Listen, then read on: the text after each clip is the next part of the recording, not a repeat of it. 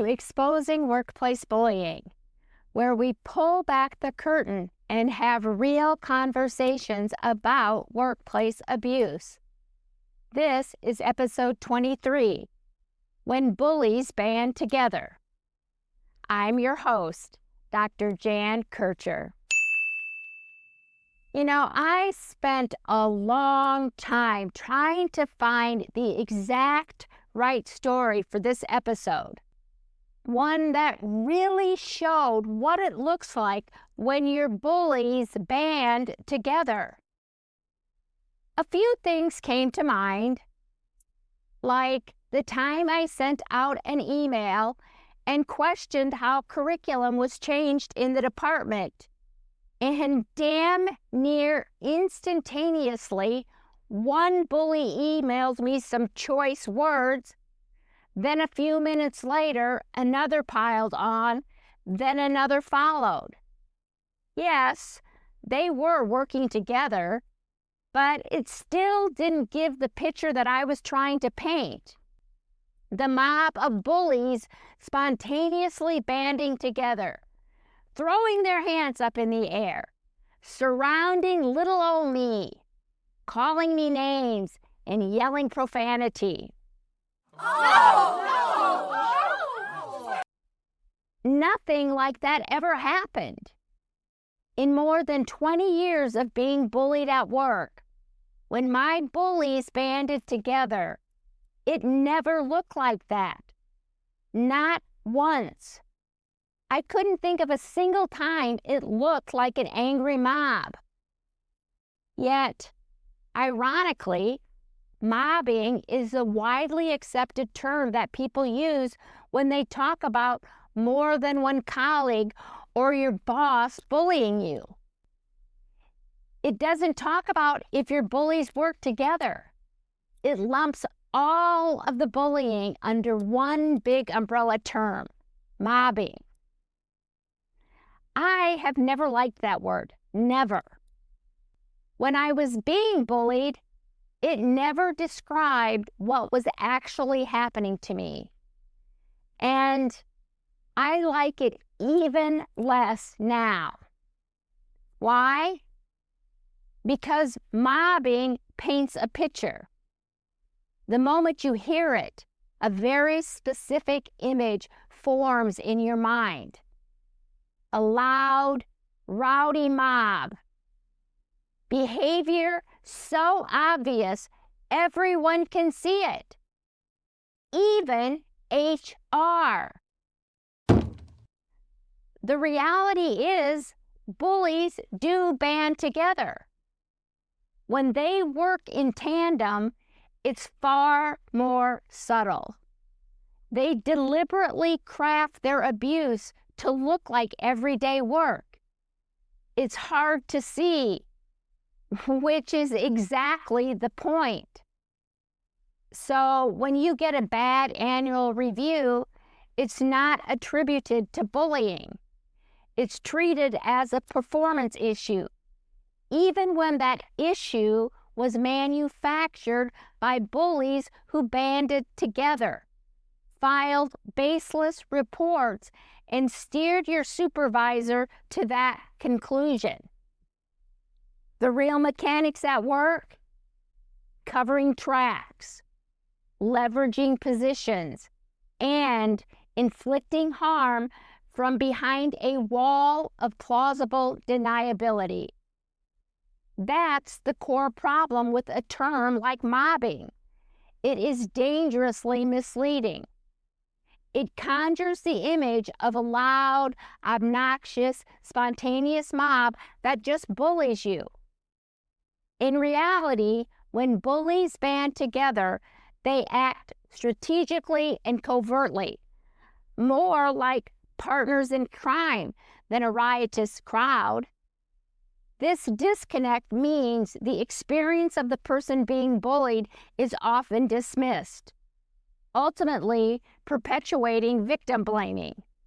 The unspoken question becomes, what's wrong with you? Not, why are those people bullying you? Because of that, the language and the words we use are very important. Language shapes how we understand a problem like workplace bullying, and also how other people see it. The term mobbing doesn't fit the reality. It lumps all bullying, bullies, and bystanders into one vague group. That's a rookie mistake.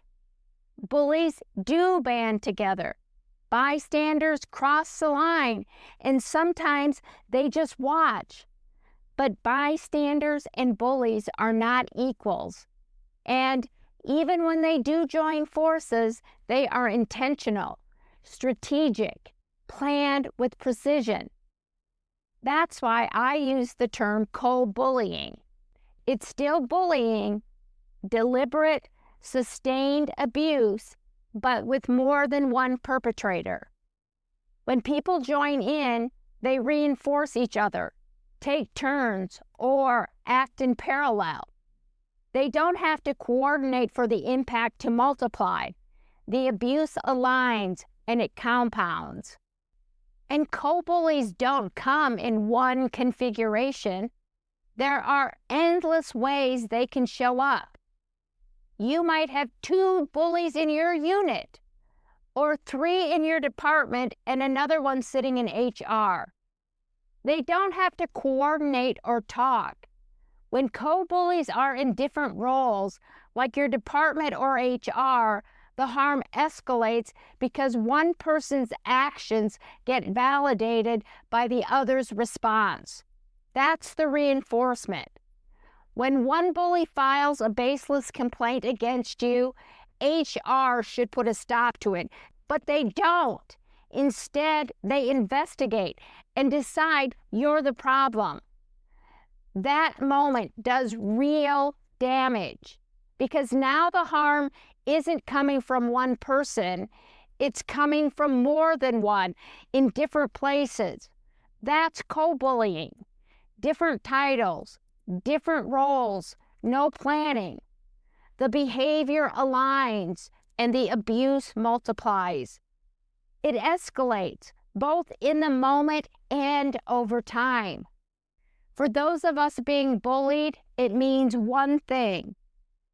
There's more pain. There's more trauma. That's the bottom line.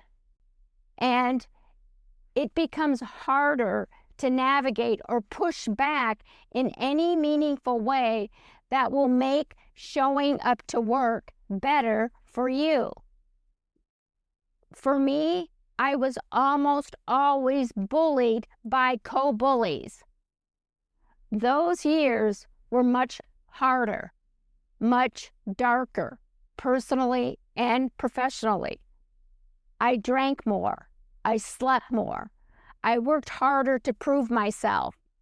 And I had more self-loathing conversations in my head than I care to admit. Through it all, I smiled and I laughed because that was the only way I knew how to survive. Having one bully is bad enough. Having 2 is even worse. The more you have, the uglier work becomes. At one workplace, I had 4 co-bullies. That's right, 4. One of them was open about it. She said publicly, "I'm going to get her out." She had absolutely no problem telling people that, including the dean and the director of HR. The other 3, they stayed in the shadows, but they were working towards the same goal. They coordinated their activities around commenting negatively on my professional development reports and trying to get students to file complaints. And I'm sure they all did the happy dance or went out for a toast, knowing they were the reason I was denied tenure. Yeah, okay, sure, they got me out. But little did they know they were giving me everything I needed to expose workplace bullying. That is irony. In another place, though, I had two co-bullies. One wore the mask of respectability and wouldn't get his hands dirty. And that worked for him because his co-bully had no problem doing it. She was loud, and I mean very loud, and openly criticized me at every turn, even when it was wildly inappropriate. But across all of it, one thing was consistent. Whether they were coordinating behind the scenes or acting in ways that looked random, my co-bullies shared the same goal: to hurt me as much as possible and to break my spirit. But one thing I always found, and still do, so disgusting about co-bullying is that co-bullies feed off of each other and bond over what they're doing. They reinforce each other. Bullying already gives them power, but having another bully beside them gives them validation. Co-bullying creates a feedback loop where each person's cruelty fuels the others. And this doesn't require coordination. The reinforcement shows up in the bullying, in the behavior, not in the planning. Co-bullies get bolder, more confident. They feel justified. And that partnership with that co-bully, that partner in crime dynamic, makes the abuse far more dangerous. Because when push comes to shove, co-bullies protect each other. Yes, the purpose of bullying is to gain power. But when bullies act in parallel, the camaraderie becomes an added benefit. I wish I could tell you co-bullying was rare. It isn't. It's a frequent feature of toxic workplaces. Bullying is learned. It gets rewarded and promoted until it stops looking unusual at all. And what often gets lost is the sheer weight of having co-bullies. The experience isn't just one bully's harm plus another's. It's a compounded, amplified reality. Every avenue for relief, like reporting or even confrontation, becomes harder because the issue is no longer one person's behavior. It becomes a chorus of voices reframing the problem as you at every turn. So, does it matter if you call it mobbing or co-bullying? Yes, it does matter. Probably more than we realize. The language we use around workplace bullying is how we understand it and how other people see us when it's happening to us. When the language isn't accurate, our experiences get distorted and dismissed. We deserve language that reflects workplace abuse with accuracy and precision, especially while we're living it, so we can figure out what to do. That's the problem with the term like mobbing. It's a trap. It describes the exception: loud, obvious, spontaneous group harassment, while making the rule subtle, covert, coordinated abuse seem invisible. It's a word that protects bullies and co-bullies by making your reality seem invalid. Co-bullying gives us a language to see another layer of workplace bullying, how it operates, how it compounds harm, and how it changes the trauma you carry every day. The more we expose workplace bullying, the more we see the machinery behind it, that co-bullies exist, that they rely on bystanders, that bystanders go along to get along, and that the organization shields the behavior at every turn. My goal is to stop workplace bullying. And if we want to do that, we have to understand how it works and diagnose it accurately. Anything less keeps the system intact. But when you're being bullied, what matters most isn't the label or even the word. It's how you're getting through it. How are you managing day to day? Knowing what you're really facing, the players, their pull, the system that allows it. That knowledge is what gives you back a sliver of your power. It helps you confirm that the problem is not you.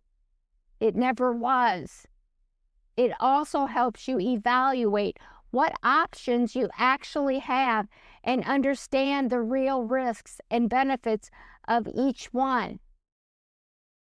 In the end, my bullies didn't break me. What broke me was the confusion. It was not having the words for what was happening. It was following advice that was designed for a loud mob when I was in a silent siege. Advice that wasn't designed to protect me. It was designed to cause me more harm. Every day I walked into work thinking I was armed to take on my bullies and my co-bullies by reporting or confronting them face to face. But I wasn't fighting back. I was being set up.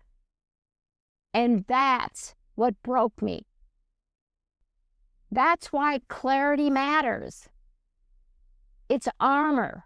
It's the first vital step in protecting your spirit and finding a path through. And that path is exactly what we'll take on in episode 24, Face Off, where we'll talk about how to confront your bully, the good, the bad, and the ugly. Before I go, I want to let you know I'm kicking off a new live series, the Workplace Bullying Series, focused on how to get through the workday when you're being bullied. Our first session is Beyond Document, Report, Leave on Tuesday, February 17th at 6 p.m. Central Standard Time. Get your spot at stopbullyculture.com. I'll also put the link in the show notes. Thank you, as always, for being here. Thank you for listening. And if you know someone who needs to hear this, share it with them. Until next time. They gaslight and plot, play their games. Witness a smile, you're part of the shame. Your boss stays silent, closing the door. How many voices will they ignore? The bully lies, the brave get burned. The office watches, no lessons learned. Your boss hides, truth gets colder. It's time to stop the bully culture.